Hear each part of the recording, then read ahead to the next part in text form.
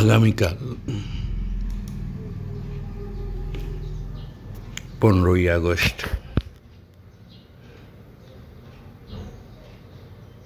দেশ স্বাধীন হওয়ার ৭৫ বৎসর কেটে গিয়েছে। ৭৬তম স্বাধীনতা দিবসে ভারতের জনগণ সাড়ম্বরে পালন করতে চলছে। গেরুয়া, সাদা, সবুজ চাঁদোয়া ছায়ায় আশ্রয় পাবে আপামর ভারতবাসীর মন। দিকে দিকে পতাকা উত্তোলন হবে, বাজবে দেশাত্মবোধক গান, স্মরণ করা হবে বীর বিপ্লবীদের। কিন্তু এসবের মাঝে আপনি কি জানেন কেন এই দিনটিকে ভারতের স্বাধীনতা দিবস হিসাবে বেছে নেওয়া হয়েছিল? জওহরলাল নেহরু যখন কংগ্রেসের সভাপতি ছিলেন 1929 সালে, তখন তিনি ডাক দেন পূর্ণ স্বরাজের। তাঁর আহ্বানে 26শে জানুয়ারি স্বাধীনতা দিবস পালন করার কথা ছিল। এর পরের বছর থেকেই কংগ্রেস কিন্তু 26শে জানুয়ারি ভারতের স্বাধীনতা দিবস পালন করত। তাহলে সেটা কবে বদলালো? কবেই 15ই আগস্ট হলো এই দেশের স্বাধীনতা দিবস? আর কেন? ব্রিটিশ পার্লামেন্টের লর্ড মাউন্টব্যাটেনকে যে আদেশপত্র দিয়েছিল ক্ষমতা হস্তান্তরে, সেখানে বলা হয়েছিল সমস্ত কাজ শেষ হতে 1948 সালের 30শে জুন হয়ে যাবে। কিন্তু এটার বিরুদ্ধে রুখে দাঁড়ায় মুসলিম লীগ এবং তারা একই সঙ্গে সংখ্যালঘুদের জন্য আলাদা দেশের দাবি তোলে। তাই তখন মাউন্টব্যাটেন এই ক্ষমতা হস্তান্তরের ব্যাপারটিকে 1947 সালে অগাস্টে এগিয়ে আনেন। সেই বছর 4 July British house of Commons ভারতের স্বাধীনতা বিল পেশ করা হয় এবং 18 জুলাই গৃহীত হয়। এই বিলেই ভারত ভেঙে পাকিস্তান গঠনের প্রস্তাব দিয়েছিলেন তৎকালীন ভাইসরয়। অবশেষে 14ই আগস্ট দেশ ভাগ হয়। 15ই আগস্টের মাঝরাতে ব্রিটিশ শাসনের হাত থেকে মুক্ত হয় ভারত। সেই থেকে পাকিস্তান 14ই আগস্ট আর ভারত 15ই আগস্ট স্বাধীনতা দিবস পালন করে আসছে। অনেকের মতে মাউন্টব্যাটেন দ্বিতীয় বিশ্বযুদ্ধের শেষে জাপান যেদিন আত্মসমর্পণ করেছিল, সেই দিনটিকে ভারতের স্বাধীনতা দিবস হিসাবে বেছে নিয়েছিলেন। তার মাথাতেই প্রথম আসে, যা তিনি পরে ব্রিটিশ হাউস অব কমন্সে জানিয়েছিলেন। আমরা এই স্বাধীন দিবস উপলক্ষে আমরা জানি এই স্বাধীন করতে গিয়ে ক্ষুদিরামের ফাঁসিতে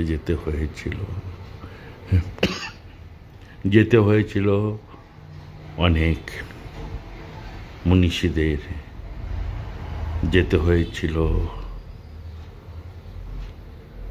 ভারতবর্ষের জন্য যারা প্রাণ দিতে চেয়েছিল স্বাধীনতার জন্য।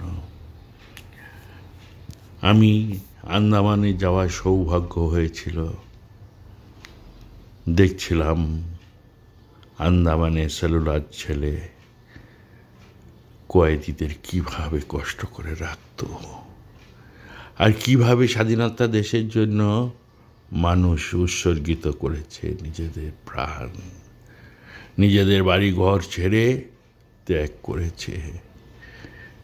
আপনারা যখন আন্দামানে যাবেন তখন দেখবেন সেলুলার জেলটি, দেখবেন কিভাবে সেখানকার জেলার কিভাবে কষ্ট দিত। আমি দেখছিলাম সেখানে সর্ষের তেল তৈরি হতো, আর দেশবাসীদের পা দুটোকে তালা দিয়ে বেরি দিয়ে তারপরে সেই শস্যগুলোকে পেশাতো।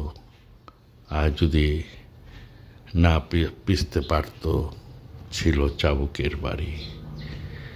দেখলে আপনাদের চোখের জল বেরিয়ে আসবে দেখেছিলাম যখন তাদের অসাধারণ খাটিয়ে তাদের খাবার দিত, অখাদ্য চালে অনেক পোকা মাকড় ইত্যাদি পড়ে থাকতো,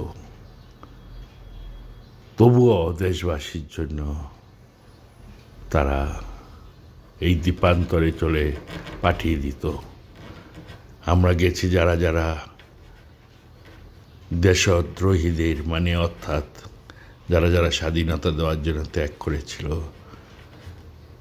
ব্রিটিশরা একটা জায়গায় তাদেরকে ফাঁসিতে ঝোলাতো, আনন্দ নৃত্য করত, খানা দানা ইত্যাদি করত। আপনারা যাবেন, দেখবেন সেই জেলেতে কিভাবে তাদের কষ্ট দেওয়া হতো। বর্তমান এটা ভারতীয় জাতীয় সংসদের নগর মিউজিয়াম হয়েছে সকলের দেখবার জন্য, যে মিউজিয়ামের সময়ে সময়ে সকালকে দেখানো হচ্ছে। আজ স্বাধীনতা দিবসের আগের দিন সকলের ঘরে ঘরে পতাকা বইছে। আমাদের স্মরণ রাখতে হবে যেসব মনীষীরা আত্মত্যাগ করেছেন, তাদেরকে স্মরণ করেই আমরা তাদের উৎসর্গেই ঠাকুরের কাছে প্রার্থনা করব যে তাদের সকলের মঙ্গল হোক এবং সকলেরই আধ্যাত্মিক, আতিভৌতিক, আধিদৈবিক সকলেই উন্নতি হোক। আপনারা যারা যারা পারবেন এই পতাকার তলে সমবেত হয়ে পতাকা উত্তোলন করবেন এবং জাতীয় সঙ্গীত থেকে ধরে অনেক গান আমরা পাই, সেগুলোই করে আগামীকালে দিনটিকে আত্মত্যাগের দিন হিসাবে চিহ্নিত করবেন। আমাদের বর্তমান অবস্থার থেকে যা দেখছি ফিরে আসতেই হবে। একমাত্র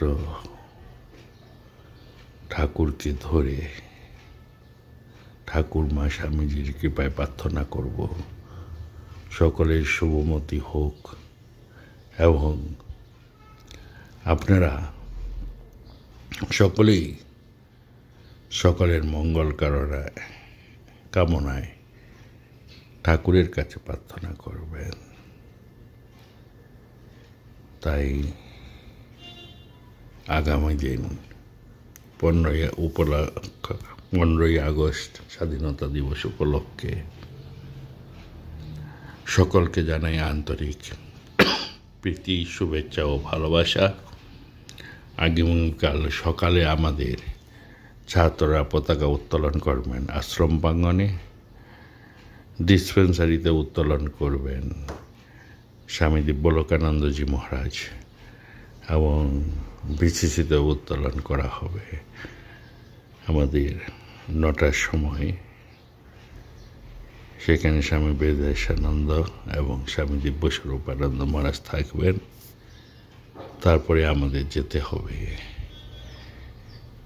আমাদের মহারাজদের নিমন্ত্রণপত্র এসছে রাজভবন থেকে। প্রতিবারই রাজভবনে যাই, সেখানে যাব। পুনরায় 15ই আগস্ট উপলক্ষে আপনাদের সকলকে জানাই আন্তরিক প্রীতি, শুভেচ্ছা ও ভালোবাসা। এর সঙ্গে জানাচ্ছি আগামী 1 সেপ্টেম্বর ভক্ত সম্মেলন, সকলকে সাদরে আহ্বান করা হচ্ছে। আপনারা সকলে নাম নথিভুক্ত করে দেবেন রামকৃষ্ণ মিশন আশ্রম শিলং অফিসে। পুনরায় আন্তরিক প্রীতি, শুভেচ্ছা, ভালোবাসা জানিয়ে আজকের বক্তব্য শেষ করলাম। আসুন আমরা দেশের জন্য যে প্রাণ দিয়েছিল, যে ছোট ছেলেটি প্রাণ দিয়েছিল,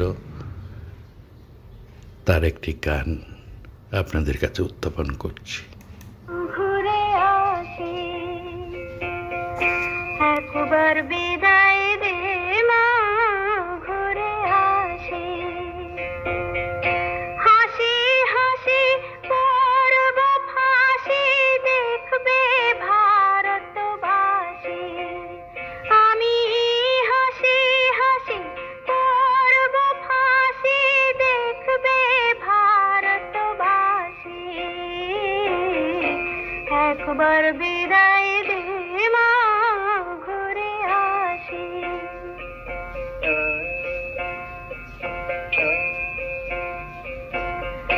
কালের বোমা তৈরি করে দাঁড়িয়েছিলাম রাস্তার ধারে মা গো।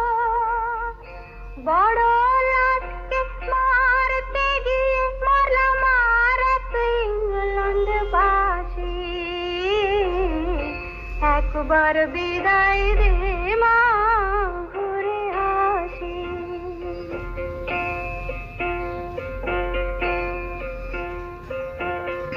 শনিবার বেলা 10টার পরে জজ কোর্টেতে লোক না ধরে মা গো। হলো অভিরামের দ্বীপ চালান মা, ক্ষুদিরামের ফাঁসি। একবার বিদায় দে মা, ঘুরে আসি।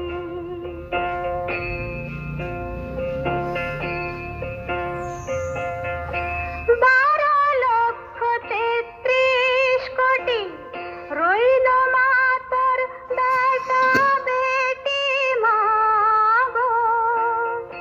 তাদের নিয়ে ঘর করিস মা, বউদের করিস দাসী।